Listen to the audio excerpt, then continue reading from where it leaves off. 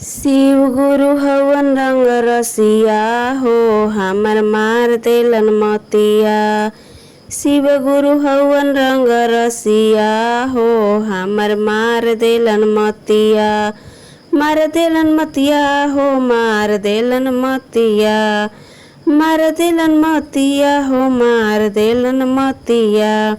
शिव गुरु हवन रंग रसिया हो हमर मार देलन मतिया।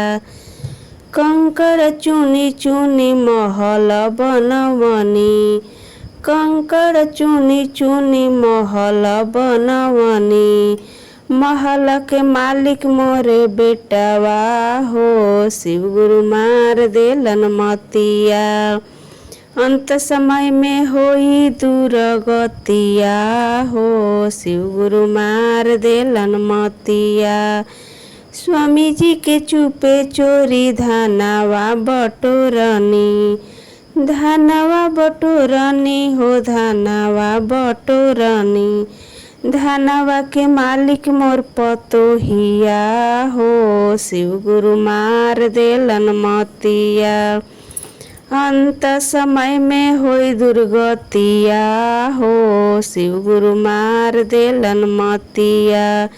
स्वामी जी के चुपे चोरी गहना बनवनी। गहना बनवनी हो गहना बनवनी।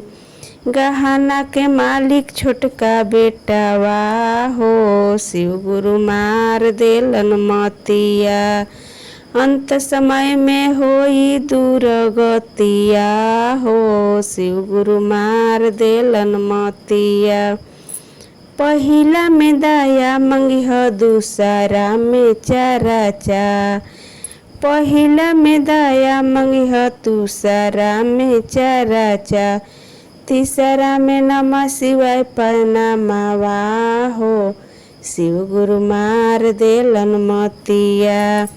अंत समय में होई दुर्गतिया हो शिव गुरु मार देलन मतिया। अगर मेरा गीत आपको पसंद आए तो लाइक, सब्सक्राइब और शेयर जरूर करिएगा।